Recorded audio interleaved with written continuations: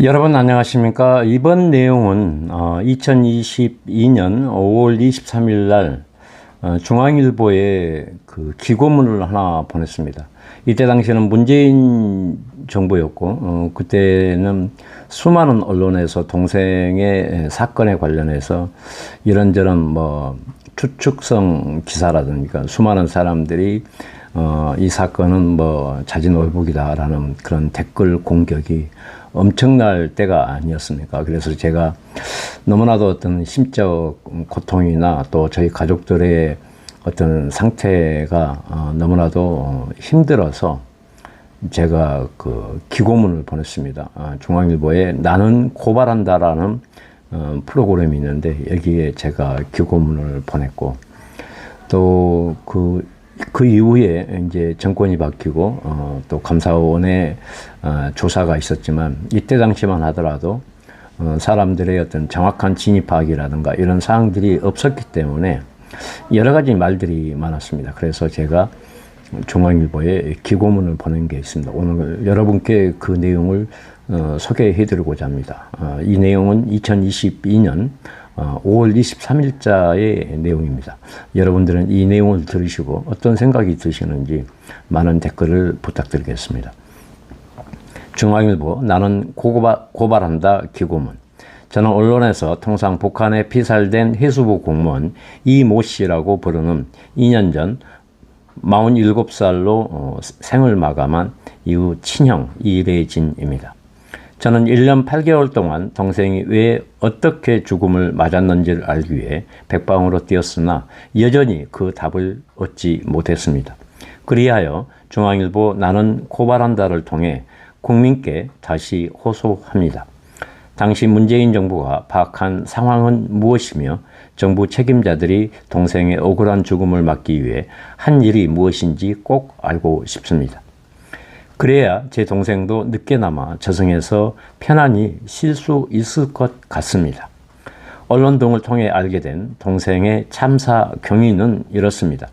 2020년 9월 21일 새벽 1시 반쯤 어업지도선 조타실에서 나가고 당일 오전 11시쯤 배에서 사라진 것을 확인, 서연평도 해역에서 실종된 것으로 추정, 23일 오후 3시 35분쯤 북한 해양경비정에 의해 체포, 약 6시간 뒤 북한 해역에서 피살, 간략한 타임라인만 봐도 30시간가량의 해상 표류 시간이 있었습니다.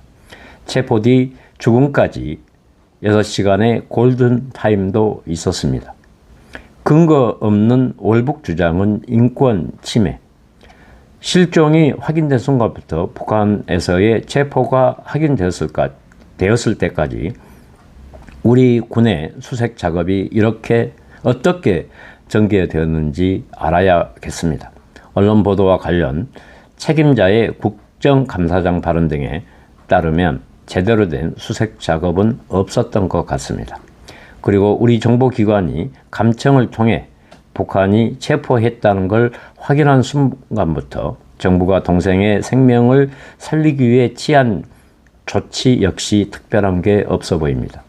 오히려 동생이 북한 해역에서 무참히 살해된 뒤 해경과 군 당국은 실족, 극단적 선택, 자진 월북 가능성을 자세히 검토하고 있다라고 밝혔습니다.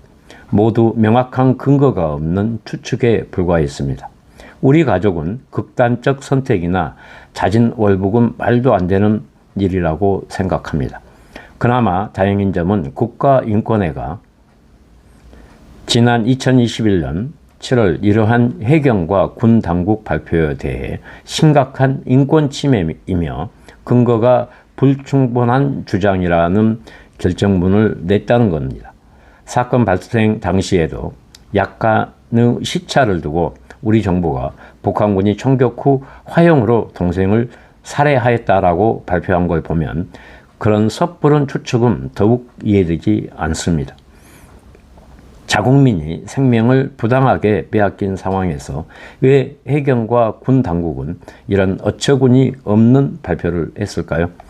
서욱 당시 국방부 장관은 국정감사 등에서 해군 작전사령부 작전 2차장으로부터 동생이 북한에 체포돼 바닷물 속에 몸이 있는 상태로 7에서 8km를 끌려가는 상황을 보고받았으나 북한 해역이라 구조작전을 펼칠 수 없었다고 설명했습니다.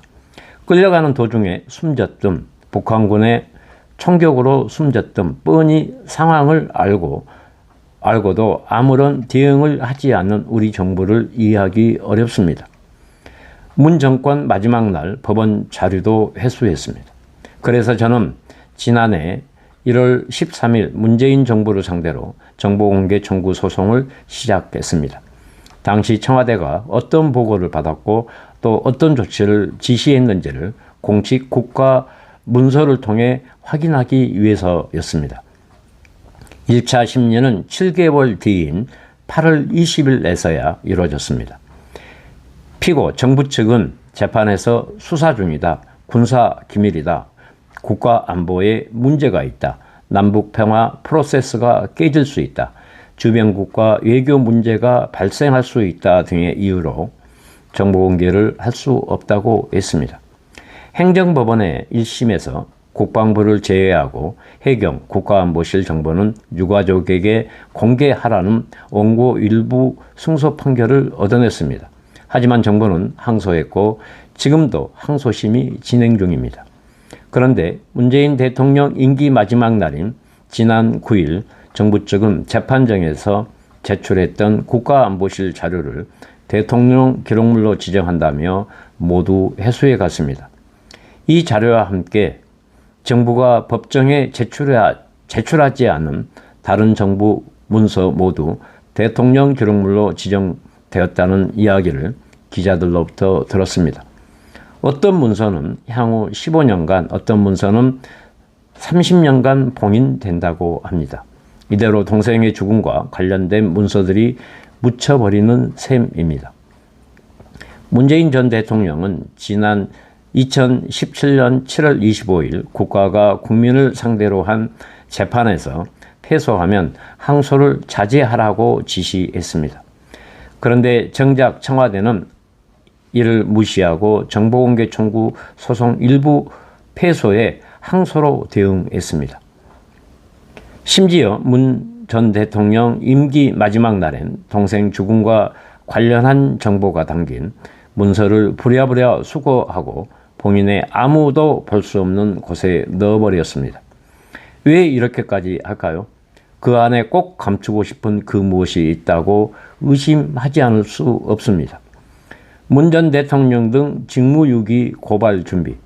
앞서 언급했듯이 국가인권위는 정부 발표 과정에서 인권 침해를 지적했지만 그동안 문 전 대통령을 비롯해 그 어떤 정부 고위 관계자의 사과도 없었습니다.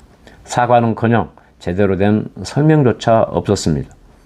문 전 대통령은 앞서 조카에게 보낸 편지에 모든 과정을 투명하게 진행하고 진실을 밝혀낼 수 있도록 내가 직접 챙기겠다라고 썼습니다.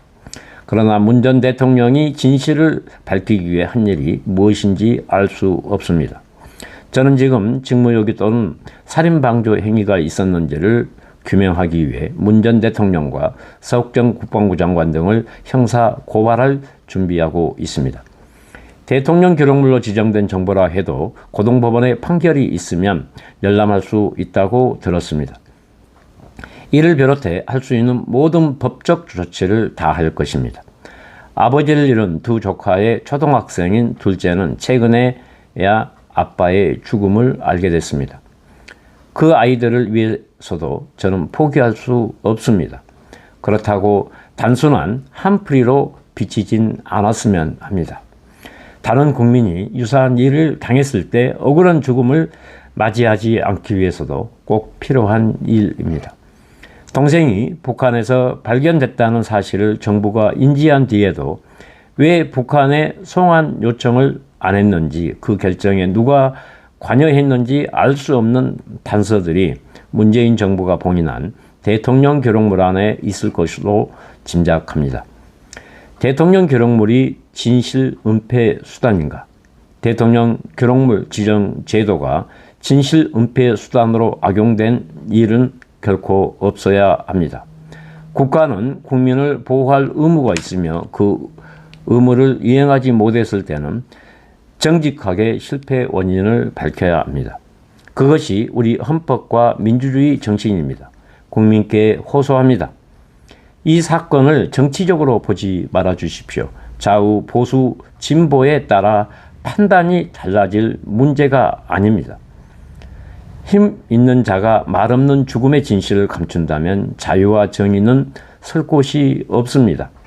모든 국민이 자유국가의 일원이라는 믿음을 회복하고 싶습니다. 제 동생의 가족과 제가 국가로부터 보호받는 자유인이 되는 날을 간절히 바랍니다. 정의와 상식이 있는 나라에서 살고 싶습니다. 윤석열 대통령은 지난 3월 대선 전 후보자 신분일 때 저와 2차례 만났습니다. 당시 정부의 행적을 담은 문서가 공개될 수 있도록 노력하겠다는 약속을 했습니다. 대통령이라고 해서 법적 절차를 무시하면서까지 봉인된 기록을 꺼낼 수 없다는 것을 압니다. 다만 법이 열람을 허용할 때 하루라도 빨리 집행하도록 해 주십사 바랄 뿐입니다. 그리고 만약 전 정부 관계자들을 고발하면 공정하고 신속하게 수사가 이루어질 수 있도록 도와주십시오. 저와 제 동생 가족 모두 자유민주주의 법치 국가에 살고 있다는 것을 증명해 주시기 바랍니다. 2022년 5월 23일. 이 내용을 왜 제가 오늘 공개하냐면, 이제 또 정권이 세 번째 바뀌었고, 이재명 정부로 돌아섭니다. 이재명 정부는, 이 사건에 관련해서 고등법원에서 문재인이 숨기고 도망간 대통령 기록물을 열람하도록 고등법원에서 범죄 사실, 문재인 전 대통령의 대통령 기록물 공개 열람을 촉구합니다. 그리고 문재인 전 대통령의 구속수사와 서해 비격 사건에 연관된 모든 자들을 구속하고 그 명예를 전부 다 박탈해 주실 것을 저는 간곡하게 요청합니다. 여러분들의 의견도 정말 절실하게 필요합니다. 감사합니다.